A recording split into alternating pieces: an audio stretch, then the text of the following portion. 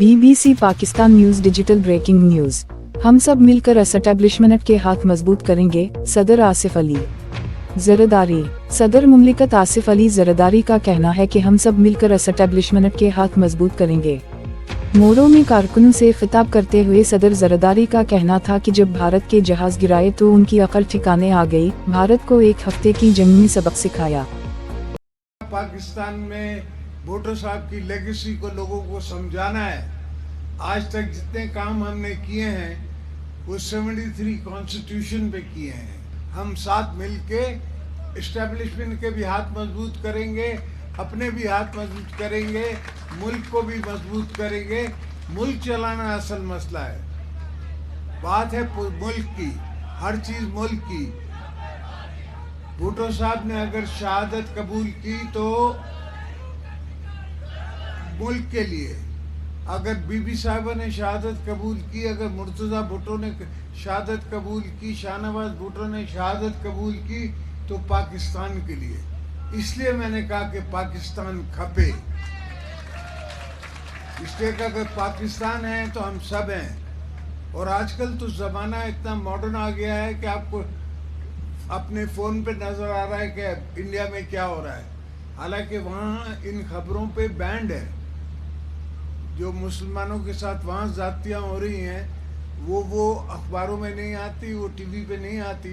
पर हमें पता है कि एक छोटी नज़र का छोटा आदमी जो कि चीफ मिनिस्टर था, जब ये मोदी ने किया 1 यूनिट पूरे कश्मीर को, तो कहता है कि अब हम कश्मीरी लड़कियों से शादियां कर सकेंगे। इनकी सोच का मुकाम देखो, बनियों का सोच इनकी क्या है, समझ इनकी क्या है।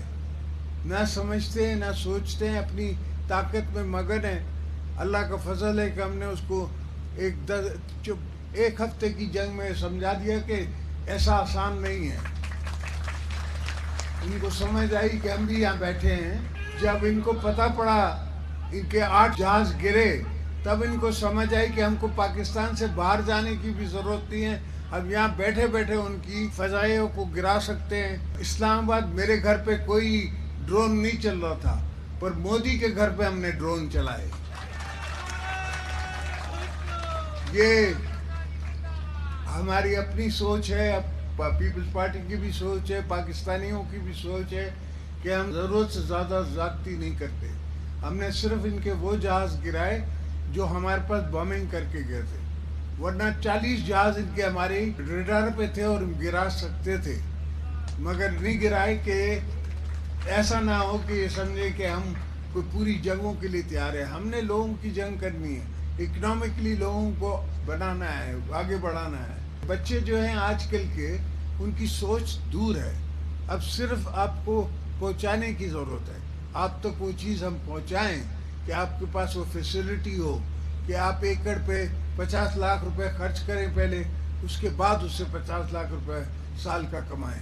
वो 50 लाख जो है वो मैंने आपको बनवा के देने हैं। हर एकड़ पे आपको ये बनानी है। और जितनी पॉपुलेशन बढ़ रही है पाकिस्तान की, खुराक की कभी कमी नहीं होनी चाहिए। और खुराक जो है वो सबसे बड़ी बात है। रशिया इसलिए नहीं टूटा कि कमज़ोर हो गया था, पैसे कम हो गए थे, खुराक की वजह से टूटा, पेट की वजह से टूटा। उनके पास इकोनॉमिकली वो ख़त्म हो गए थे। तो पाकिस्तान को हमने इकोनॉमिकली बनाना है, नशो फिरोज को हमने इकोनॉमिकली आगे करना है। तो अल्हम्दुलिल्लाह हम हर चीज़ पे नज़र रखते हैं, हर चीज़ पे। इसलिए कि मैं सब इन चेहरे जितने बैठे इन सब ने मेरे साथ वर्क किया है, ये सब मेरे साथ चले हैं, इनने देखा है मुझे।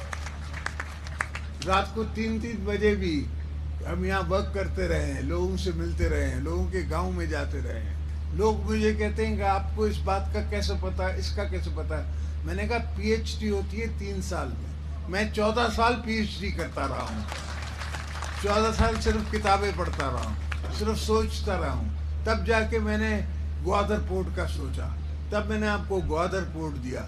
अब ग्वादर पोर्ट पाकिस्तान को बनाएगा, पूरे पाकिस्तान को ग्वादर पोर्ट बनाएगा और बलूचिस्तान को भी सुधारेंगे।